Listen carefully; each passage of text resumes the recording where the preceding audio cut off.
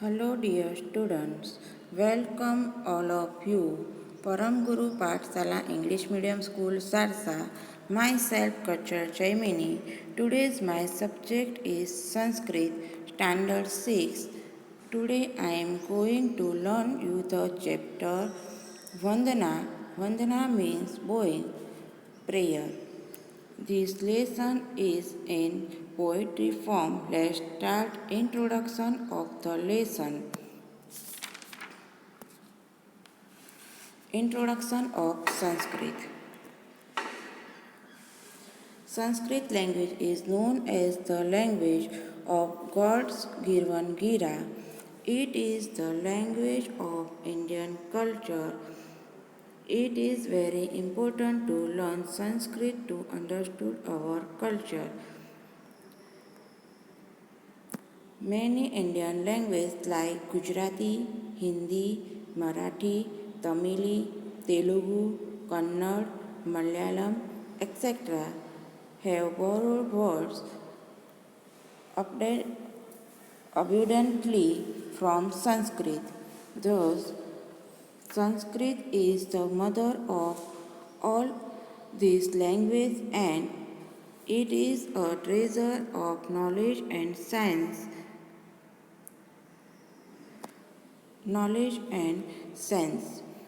It claims to have grammar of great perfection. According to computer experts, Sanskrit has perfect potential for computer software. Sanskrit has colossal vocabulary.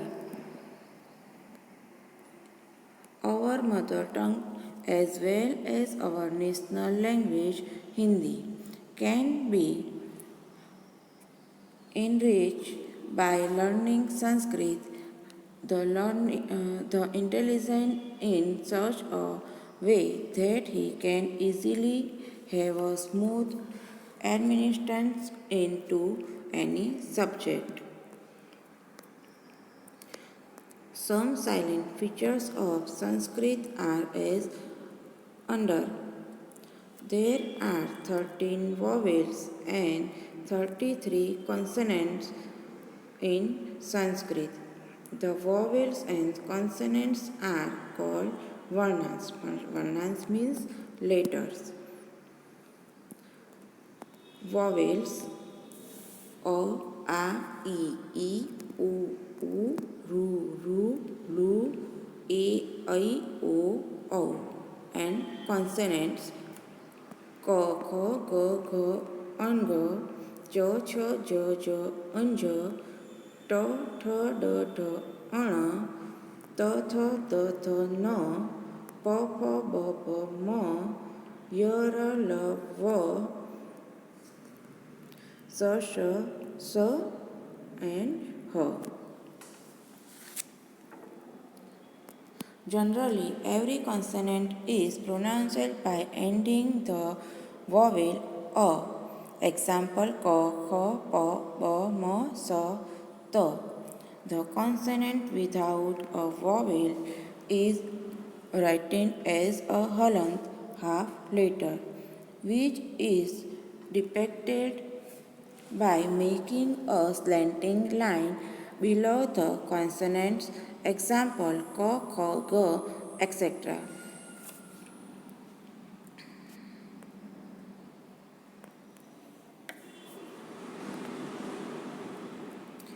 The script in which the vowels and consonants are written is called the Nagari and Devanagari script.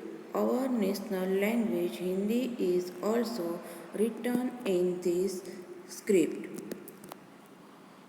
Ma is never treated as an anuswar at the end of a sentence or at the end of any isolate word. Example, Ma itself is used as in Vande Mataram. Vande Mataram. The sign like a colon means जो up and down side दोनों साथ में जो dot होते हैं उसे colon कहते हैं और उसे विसर्ग भी कहा जाता है। आफ्टर म एंड व इन वर्ड्स लाइक रामः, देवः एक्सेट्रा इज कॉल्ड विसर्ग। It is difficult to explain the pronunciation of visarg, but an effort has been made by the words in the list given below to help the learner to understand the pronouns. Example: visarg or pronouns: बालः बालः, नदीः नदीः।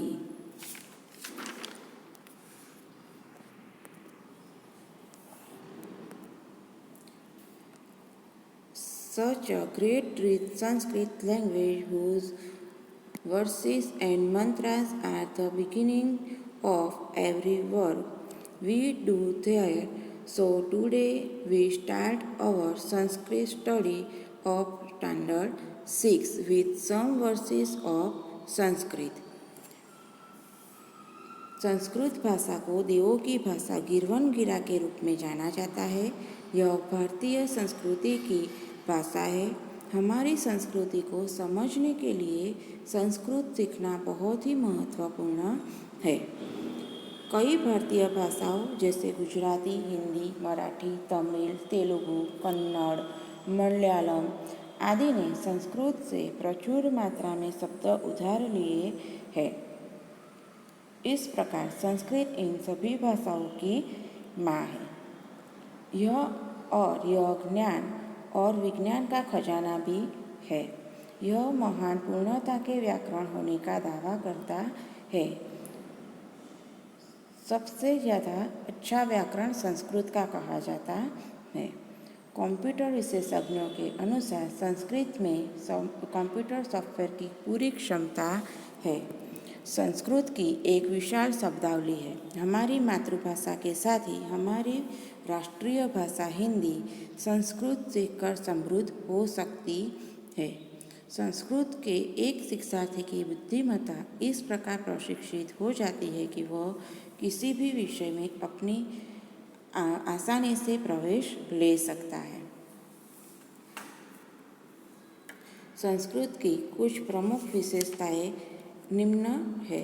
संस्कृत में 13 स्वर और 33 व्यंजन है। स्वर और व्यंजन को वर्ण भी कहा जाता है। जैसे हमने स्वर 13 स्वर जो अ, आ, ई, उ, रू, लू, ए, ऐ, ओ, औ जो हमने पहले आगे देखे। और दूसरे जो है वो कॉन्सोनेंट्स मीन्स व्यंजन। वो कौन से? क, ख, ग, अंग, च, ज, अंज, ट, ठ, ड, ढ, अण, त, थ, द, ध, न, प, फ, ब, भ, म, य, र, ल, व, श, श एंड ह। सामान्य रूप में हर एक व्यंजन के अंत में स्वर अ आता है। जैसे प्रॉपरली लिसन करना, क, ख, ल, कोई भी अक्षर के पीछे अ उसका लास्ट प्रोनाउंस क्या है? अ। स्वर के बिना व्यंजन को लिखने के लिए हलंत लगाया जाता है। उसे आधा अक्षर कहते हैं। उसे व्यंजन को वर्णित करने के लिए वर्ण अक्षर के नीचे छोटी लाइन की जाती है, जैसे क, ख, ग। स्वर और व्यंजन जिस लिपि में होते हैं उसे नागरी और देवनागरी लिपि कहते हैं। हमारी राष्ट्रभाषा हिंदी उसी लिपि में लिखी जाती है। म है वह अनुस्वारिक अक्षर है। उसका उपयोग वाक्य के अंत में अथवा शब्द के अंत में लगाया जाता है। जैसे म का प्रयोग इस तरह से है, वंदे मातरम, मातरम, वंदे मातरम। दूसरा है जैसे विसर्ग, upper side and down side. Similarly जो दो डॉट होते हैं उसे विसर्ग कहते हैं। इस तरह की निशानी है व, म, वो जैसे शब्द के बाद अंत में लगाया जाता है। उदाहरण के तौर पर रामः, देवः आदि, उसे विसर्ग कहते हैं। वैसे विसर्ग को शब्दों में समझाना थोड़ा भारी है, परंतु उसे शब्द के साथ उपयोग करके समझाया जाए तो वो सहजता से समझा जा सकता है। जैसे उदाहरण पर यहाँ पर दिया है तो विसर्ग और उच्चारण, तो बालः बालः, नदीः नदीः। इसी महान समृद्ध संस्कृत भाषा जिसके श्लोक और मंत्रों के द्वारा ही हमारे कार्य की शुरुआत करते हैं, तो आज हम भी हमारे कार्य की शुरुआत करते हैं। तो आज हम भी हमारे 6वीं कक्षा की संस्कृत विषय की शुरुआत श्लोक के द्वारा करते हैं। श्लोक 1।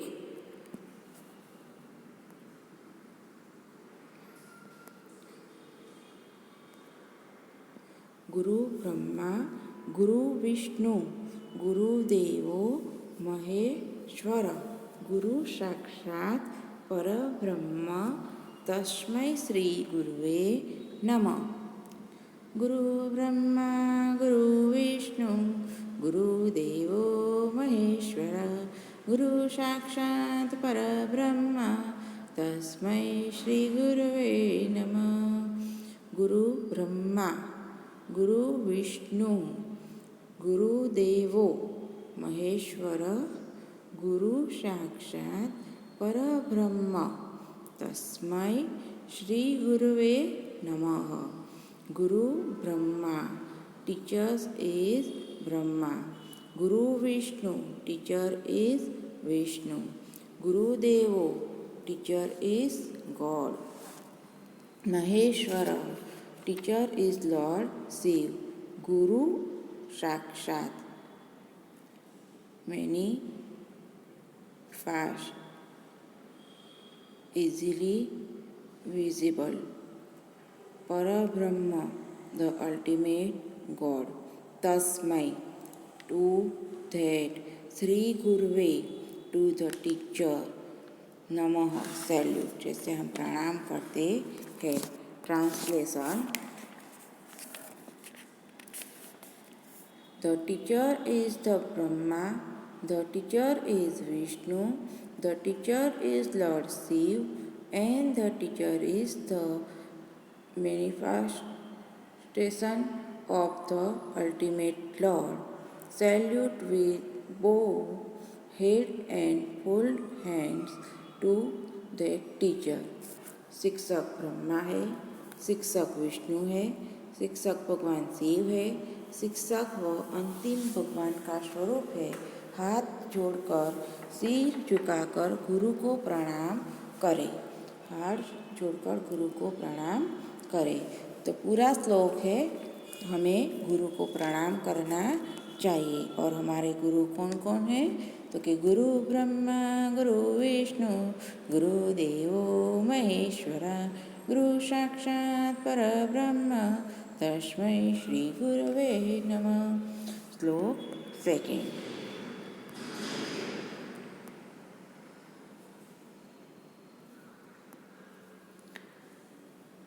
वक्रतुंड महाकाय सूर्यकोटि समप्रभ निर्विघ्नं कुरु मे देव सर्वकार्येषु सर्वदा। वक्रतुंड महाकाय सूर्यकोटि समप्रभ निर्विघ्नं कुरु मे देव सर्वकार्येषु सर्वदा। वक्रतुंड, वक्र प्लस तुंड, वक्र मीन्स कव और तुंड मीन्स फेस, तो पूरा मीनिंग होता है विथ द कव फेस। महाकाय, यहाँ पर भी महा प्लस काय, महा मीन्स बड़ा हग और काय मीन्स बॉडी, तो विथ द हग बॉडी। सूर्य कोटि समप्रभ, सूर्य प्लस कोटि प्लस समप्रभ, पूरा मीनिंग होता है with the brilliance of crores of suns, crore sun के सूर्य के समान, निर्विघ्नम, निर्विघ्नम में हार्डली फ्री, कुरु मेक देव गॉड गणपति, मैं सर्व कार्येषु इन ऑल माय डीड सर्वदा ऑलवेज। यहाँ पर ये श्लोक गणपति दादा का ये है जो वक्रतुंड महाकाय सूर्यकोटि समप्रभ निर्विघ्नं कुरु मे देव सर्वकार्येषु सर्वदा, जो हमारे हर एक कार्य में हमें विघ्न आते रोकते हैं। Translation. O with the cowed face, her body and the brilliance of crores of suns, Ganpati, please make me wholly free in all my good deeds for every। ओ कुटिल चेहरे वाले, विशाल शरीर और करोड़ों सूर्य के समान गणपति की प्रतिभा के साथ कृपया मुझे हमेशा के लिए अपने सभी अच्छे कर्मों में बाधा मुक्त कर दे। मीन्स वो बड़े शरीर वाले और करोड़ों सूर्य के समान जो है, ऐसे जो गणपति दादा है उनकी प्रतिभा कैसी है, करोड़ों सूर्य के समान है। मैं हमेशा ऐसे गणपति को प्रणाम करता हूँ और कहता हूँ कि मेरे हर एक अच्छे कार्य में जो भी रुकावटें आती है, जो भी मुश्किलें आती है, उसे दूर करो और हमारा प्रणाम स्वीकार करो। नमः। श्लोक 3।